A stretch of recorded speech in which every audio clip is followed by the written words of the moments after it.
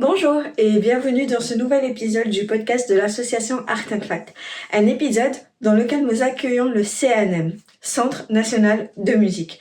Dans cet épisode, nous allons essayer d'aborder un maximum de problématiques et des questions que peuvent se poser tous les acteurs du monde musical, musiciens, techniciens ou autres métiers. Dans cet épisode, nous allons aussi vous donner quelques conseils qui, j'espère, vous aideront dans votre carrière ou, au moins, vous aideront à vous lancer dans certains de vos projets. J'espère que ce podcast vous plaira et je vous souhaite une excellente écoute.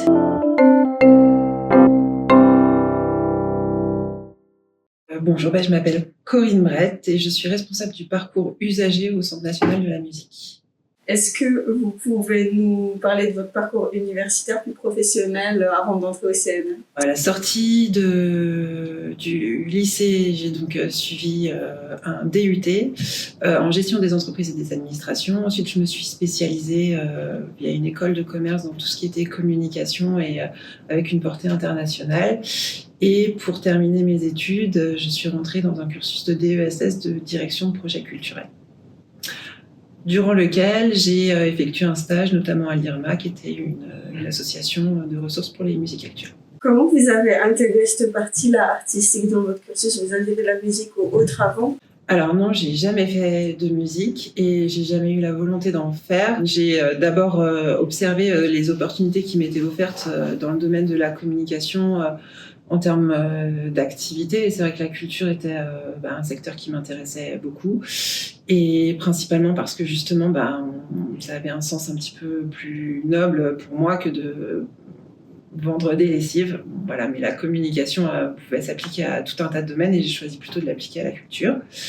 Et du coup, effectivement, la musique, pourquoi ? C'est un peu concours de circonstances parce que il s'est trouvé que dans mes amis, j'avais des musiciens et que de fil en aiguille, j'ai donc postulé à ce stage qui m'a permis de mettre un pied dans la musique qui était donc à l'IRMA. Une association qui a été fusionnée avec le CNM. C'est un domaine qui me plaît parce qu'elle permet d'interroger la société sans forcément faire de la politique et que du coup la créativité n'a pas de limite et pour moi le côté interrogateur de la culture et de la musique en particulier est très motivant et donne un sens à mon travail. La musique a aussi cette spécificité dans le domaine de la culture, c'est qu'elle peut être universelle et que c'est un langage qui peut être partagé par beaucoup de monde, vu qu'il se situe au niveau des émotions et qu'on ressent à peu près tous le même panel d'émotions. Est-ce que vous pouvez nous présenter brièvement le CNM et ses missions principales ? Est-ce qu'on a souvent tendance à confondre le CNM avec d'autres organismes ? Relativement normal que le CNM soit flou parce que c'est un établissement public qui fait partie des plus jeunes établissements du ministère de la Culture en tout cas. Pour un petit peu d'histoire, le Centre National de la Musique, c'est un sujet qui, on va dire, existe de manière plus ou moins concrète depuis 2012 et qui est en fait vraiment l'aboutissement de discussions, de concertations et de demande de la part des professionnels d'avoir un organisme qui les représente dans leur totalité. Avant, le secteur de la musique était, on va dire, représenté par des organismes qui représentaient les activités de production de spectacles ou de production phonographique ou d'édition musicale ou que sais-je. Et donc, le sujet de ces professionnels, quand ils ont demandé de réfléchir à un centre national de la musique, c'était bien d'avoir un interlocuteur qui puisse être au niveau du gouvernement et de l'État, quelqu'un qui puisse mettre en avant, porter la parole des professionnels du secteur de la musique en général. Donc ça a mis quelques temps parce que la musique est un secteur complexe avec des financements qui peuvent parfois se croiser. CNM a 12 missions, ça va être très très long de vous les détailler là maintenant. Dites-vous qu'il repose sur 3 piliers principaux. Le premier, c'est soutenir économiquement le secteur de la musique. Le deuxième, c'est l'observation pour savoir comment bien le soutenir et à quels endroits le soutenir. Et le troisième, on peut parler de développement et de structuration, ça va être toutes les ressources et tous les dispositifs qu'on va mettre en place pour aider les professionnels à se professionnaliser et à se structurer, et notamment les aides non financières, nos formations, nos éditions, nos rendez-vous conseils. etc. Un point très important, c'est quand on dit que le CNM soutient le secteur économique, ça veut dire qu'il soutient tous les acteurs de ce secteur. Donc les artistes font bien évidemment partie de ce secteur, mais ils sont aussi également entourés. Et sans cet entourage, en fait, leur activité peut être plus difficile. Et donc nous, au CNM, on a d'abord un axe de soutien qui va vers les entourages professionnels de ces artistes, qui va permettre de les produire, soit, on va dire, phonographiquement, soit en termes de spectacle vivant, ou même parfois on va soutenir aussi leurs éditeurs qui leur permettent d'avoir des avances et de créer, et de composer. Donc les artistes, ils sont, si vous voulez, quelque part les bénéficiaires indirects de nos aides. À côté de ça, on a effectivement des aides qui leur sont destinées spécifiquement, notamment les artistes auteurs, autrices, compositeurs, compositrices. Donc on a donc une bourse qui leur permet de pouvoir bénéficier d'une somme leur permettant de créer ou d'avoir du temps de création. Et puis à côté de ça, il est vrai que les artistes qui viennent nous voir au CNM ont plutôt des questions sur comment développer leur activité, comment développer leur carrière. Et pour ça, effectivement, on a tout un panel d'aides qu'on appelle non financières, qui sont aussi des aides commerciales, donc notamment nos formations, qui couvrent tout l'aspect administratif, on va dire, de la production, de la diffusion musicale, et nos éditions, etc. Est-ce que le CNM propose des aides, des accompagnements pour les festivals musicaux, que ce soit pour les artistes ou pour tout l'environnement à côté des artistes, mais spécifique au festival? Sur ce qu'on appelle la direction du soutien au CNM, donc la direction qui gère les aides financières, il y a différents programmes au sein du CNM. Il y a des programmes qui sont à destination de projets, des programmes qui sont à destination de structures.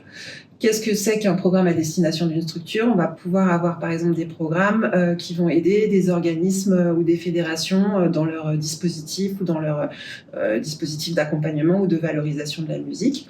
Qu'est-ce que ça va être un programme à destination d'un projet? Ça va par exemple être un programme qui va soutenir une tournée ou un festival. Alors si on fait encore un focus sur l'aide au festival au CNM, il faut savoir qu'il y a une quantité gigantesque de festivals de musique en France qui sont portés par tout un tas d'acteurs très différents et qu'en fait la notion de festival au sens grand public n'est pas exactement celle du CNM en tant que professionnel. Et c'est aussi une manière pour nous d'orienter et de flécher les manifestations qu'on va soutenir vers des orientations qui nous semblent stratégiques. Par exemple, faut avoir un budget minimum de 100 000 euros. Ça veut dire quoi? Ça veut dire qu'il faut être une structure déjà assez solide, potentiellement avoir au moins un permanent dans l'équipe, donc quelqu'un qui travaille en permanence sur le projet, et puis surtout avoir des axes qui sont liés au développement, à la structuration, à la diversité, à l'émergence. J'entends par là, en fait, qu'un festival soutenu par le CNM, c'est aussi un festival qui va travailler sur, en dehors des aspects normaux d'un festival, qui est l'accueil artiste, l'accueil public, etc., sur les sujets de développement en mettant en avant des artistes émergents, mais pas seulement. Il faut aussi qu'il donne à ces artistes émergents la possibilité d'être vus par des professionnels, par des journalistes, pour qu'ils puissent un peu rayonner. Et donc c'est de cette manière-là qu'on aborde en fait les festivals. Qu'est-ce qu'ils apportent à l'intérêt général du secteur? Quelle est aussi leur part de prise de risque artistique? Parce que quand on programme que des têtes d'affiche, on prend pas un énorme risque artistique. Et tout ça pour vous dire que je ne connais pas précisément le nombre de festivals de musique en France, mais qu'au CNM on en soutient 200 et que c'est vraiment une très faible part des festivals qui existent sur le territoire. Depuis combien de temps travaillez-vous au CNM et quelles ont été vos principales missions? Je suis plus ancienne que le CNM parce qu'en fait le CNM est une fusion de différents organismes qui existaient avant et qui étaient au service de la musique. Donc je travaille au CNM depuis sa création, à savoir le 1er janvier 2020. Avant j'étais au CNV qui était un autre établissement public qui travaillait pour le secteur des musiques actuelles et j'y étais depuis plus d'une dizaine d'années. Au CNV, donc l'établissement avant le CNM, j'occupais le poste de responsable de la communication. À la fusion du CNM, j'ai pris les responsabilités des partenariats et de la presse. Et ensuite, j'ai évolué vers ce poste de responsable parcours usager qui est plus en relation avec les utilisateurs du CNM et tous ceux qui ont maille à partir avec nos services, nos outils. Quel aspect de votre travail vous trouvez le plus passionnant et le plus gratifiant? J'ai beaucoup d'aspects différents dans mon poste. Le poste de parcours usager, il rassemble 2 activités principales qui sont l'affiliation, donc la porte d'entrée pour accéder aux aides du CNM, et ce qu'on appelle le service conseil, qui est un peu la porte avant cette entrée affiliation pour les artistes, les professionnels qui ont un besoin de conseils, d'accompagnement ou de renseignements dans la structuration de leurs activités. Et ce service-là englobe aussi tout le parcours de l'usager, notamment dans nos outils en ligne, mais aussi sur le terrain, vu qu'on développe des dispositifs d'insertion à destination de jeunes professionnels. Bref, il y a énormément de choses qui me motivent dans mon poste, surtout qu'elles sont très différentes et qu'elles ne sont pas redondantes. La construction du parcours digital des utilisateurs du CNM est par exemple un chantier très intéressant. Est-ce que vous pouvez nous donner les organismes principaux qui sont au service de la filière musicale et de leur domaine d'intervention? C'est celui avec lequel on confond le plus souvent le CNM. La SACEM, c'est la Société des auteurs, compositeurs et des éditeurs de musique. Donc ça veut dire quoi? Alors ils l'expliqueront bien mieux que moi, mais en 2 lignes, elle perçoit et reverse les droits d'auteur à ses sociétaires, et elle le fait en France et à l'international. Donc elle couvre en fait dans la partie musicale vraiment la partie création qui concerne les auteurs, autrices, compositeurs, compositrices. Ensuite, on va avoir 2 autres sociétés civiles qui sont des organismes de gestion collective qu'on appelle l'ADAMI et l'ASPIDIDAM. Donc l'ADAMI et l'ASPIDIDAM gèrent les droits des artistes-interprètes. Donc un artiste peut être auteur, compositeur, interprète ou seulement interprète. L'ADAMI, par exemple, est sur tout le champ, on va dire, des interprètes, et donc ça peut concerner les comédiens, les acteurs, etc., et donc les musiciens aussi. On a enfin, plutôt à destination des professionnels qui entourent les artistes, 2 autres sociétés qui interviennent dans le financement de la musique, c'est la SPPF et la SCPP, qui sont aussi des sociétés civiles et qui répartissent des sommes à destination des producteurs phonographiques. Voilà les 5 principales organisations, on va dire, privées, parce que ce sont des sociétés civiles qui évoluent dans le domaine de la musique, en plus du CNM, qui lui est sous tutelle du ministère de la Culture. Est-ce que le CNM, puisqu'il est en lien avec le ministère de la Culture, comment il peut se positionner par rapport aux autres? Est-ce qu'il a un lien avec ces autres organismes? Le CNM se positionne en établissement référent de la musique pour la France. Donc on a aussi un axe très fort sur tout ce qui va être la concertation et les échanges avec les professionnels. Donc très clairement, en fait, tous ces organismes-là, voire les syndicats qui représentent les professionnels de la musique, mais aussi d'autres organismes, fédérations, réseaux qui représentent des acteurs de la musique, sont présents au sein des concertations du CNM. Par exemple, le conseil d'administration du CNM a dans ses représentants un représentant de la SACEM, un représentant de la SCPP, un représentant de l'ADAMI. Donc tous ces gens-là font partie et interviennent dans les décisions, votent ou non les décisions proposées ou les mesures proposées par le conseil d'administration du CNM. Et à côté de ça, le CNM se veut vraiment la plateforme de concertation pour tous ces acteurs et l'endroit aussi où ils sont légitimes à tous se retrouver. Chacun de ces organismes intervient dans des domaines différents et s'adresse à des acteurs spécifiques de la musique, et pour autant le CNM essaye de tous les rassembler et d'être un peu la plateforme d'échange de tous ces professionnels. Voilà comment on travaille avec eux.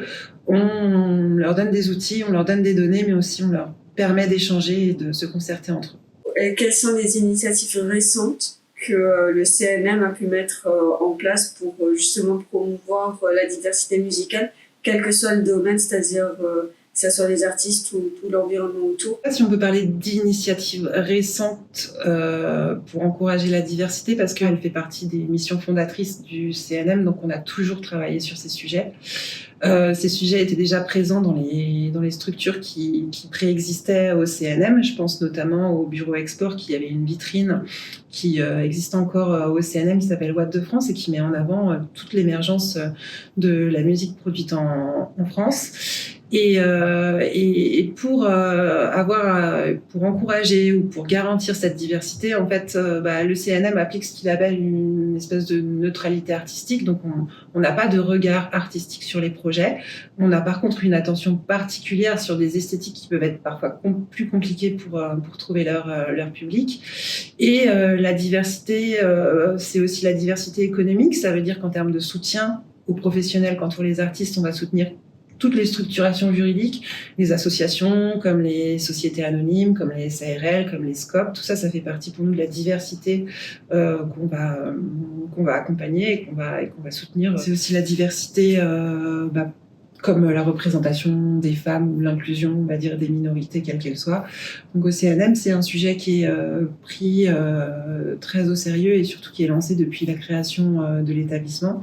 On a donc commencé par s'attaquer de manière plus spécifique au sujet de l'égal accès des femmes et des hommes au métier de la musique. Et aujourd'hui, on a ouvert ce sujet à des notions plus larges comme l'inclusion, le handicap, et on développe des projets et aussi des dispositifs de soutien spécifiques pour permettre aux structures d'évoluer dans ces domaines. Quel conseil donneriez-vous à un musicien indépendant ou un petit groupe pour tirer le meilleur parti des services du CNM ? Premier conseil, c'est éplucher notre site internet. En fait, quand on est un jeune artiste ou un groupe qui démarre, on cherche beaucoup d'informations, notamment les endroits où on peut se produire, les endroits où on peut se diffuser. En fait, ce qu'il faut faire, c'est commencer par déjà éplucher l'agenda du CNM. Vous allez voir dedans, il y a différentes rencontres professionnelles, mais il y a aussi nos ateliers 360 qui sont des ateliers ouverts au public où vous pouvez apprendre des choses sur différentes thématiques. Comment est-ce qu'on organise par exemple une tournée de World Music. On a quelques exemples qui sont disponibles sur notre site internet. Ce sont des petits focus sur des thématiques liées à la structuration de projets musicaux qui sont en général des portes ouvertes vers nos formations et qui sont accessibles sur son simple inscription. Ces 360, on essaye de les décliner en région, mais pour l'instant, il se passe principalement au siège du CNM à Paris. J'espère que cet épisode vous a plu. Si c'est le cas, n'hésitez pas à nous le dire en commentaire, à laisser une note si vous nous écoutez sur Deezer, Amazon Music ou Spotify, ou nous mettre un like sur YouTube. Et n'hésitez pas à vous abonner sur nos différents réseaux sociaux que je vous mets dans la description de l'épisode. Et à bientôt dans un nouvel épisode du podcast de l'association Art and Fact.